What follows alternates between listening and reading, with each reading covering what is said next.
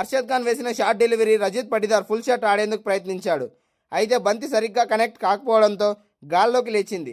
Boundary line వద్ద ఉన్న Jason holder పరిగెత్తుకుంటూ వచ్చి డైవ్ చేస్తూ ఆ క్యాచ్ను అందుకున్నాడు. అయితే బంతిని పట్టే క్రమంలో అది నేలకు తాకినట్లు రీప్లేలో కనిపించడంతో వివాదం మొదలైంది. థర్డ్ అంపైర్ దీనిని అవుట్గా ప్రకటించడంతో ఆర్సీబీ క్యాంప్ విస్మయానికి గురైంది. ఈ మ్యాచ్లో తొలుత బ్యాటింగ్ చేసిన బెంగళూరుకు కోహ్లీ మెరుపు ఆరంభాన్ని అందించాడు. ఒకే ఓవర్లో 5 4లు కొట్టి జోష్ పెంచాడు. అయితే పవర్ ప్లేలోనే కోహ్లీ అవుట్ కావడం, ఆ తర్వాత పటిదార్ వివాదాస్పద రీతిలో వెనుదిరగడంతో ఆర్సీబీ కష్టాల్లో పడింది. డిఫెండింగ్ ఛాంపియన్గా బరిలోకి దిగిన ఆర్సీబీకి కోహ్లీపై రాబోయే క్రమశిక్షణ చర్యలు పెద్ద దెబ్బగానే భావించవచ్చు.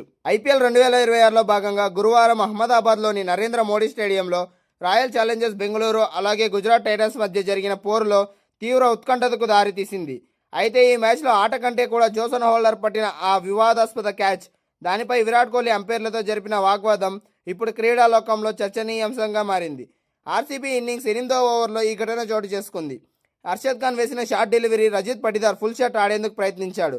అయితే బంతి సరిగ్గా కనెక్ట్ కాకపోవడంతో గాల్లోకి లేచింది. బౌండరీ లైన్ వద్ద ఉన్న జోసన్ హోల్డర్ పరిగెత్తుకుంటూ వచ్చి డైవ్ చేస్తూ ఆ క్యాచ్ను అందుకున్నాడు.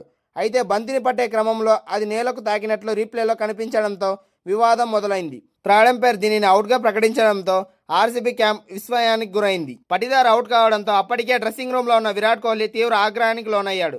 వెంటనే బౌండరీ లైన్ వద్దకు వచ్చి ఫోర్త్ అంపైర్తో సుదీర్ఘంగా చర్చించాడు. హోల్డర్ క్యాచ్ పట్టినప్పుడే బంతి నేలకు తగిలిందని, ఆ నిర్ణయం సరైంది కాదని కోహ్లీ వాదించాడు. ఈ ఘటనకు సంబంధించిన వీడియోలు ప్రస్తుతం సామాజిక మాధ్యమాల్లో వైరల్ అవుతున్నాయి. బీసీసీఐ ప్రవర్తన నియమావళి ఆర్టికల్ 2.8 ప్రకారం అంపైర్ నిర్ణయంపై అసంతృప్తి వ్యక్తం చేయడం లేదా వాదించడం తీవ్రమైన నేరం. గతంలో నితీష్ రాణా ఇదే సీజన్లో అంపైర్పై వాదించినందుకు తన మ్యాచ్ ఫీజులో 25% జరిమానాను విధించారు. కోహ్లీపై కూడా ఇలాంటి జరిమానా పడే అవకాశం ఉంది. ఒకవేళ అంపైర్లు దీనిని లెవెల్ 2గా నేరంగా పరిగణిస్తే కోహ్లీకి 1 లేదా 2 మ్యాచ్ల నిషేధం విధించే అవకాశం కూడా లేకపోలేదు. ఈ మ్యాచ్లో తొలుత బ్యాటింగ్ చేసిన బెంగళూరు కోహ్లీ మెరుపు ఆరంభాన్ని ఇచ్చాడు. ఒకే ఓవర్లో 5 4లు కొట్టి జోష్ పెంచాడు.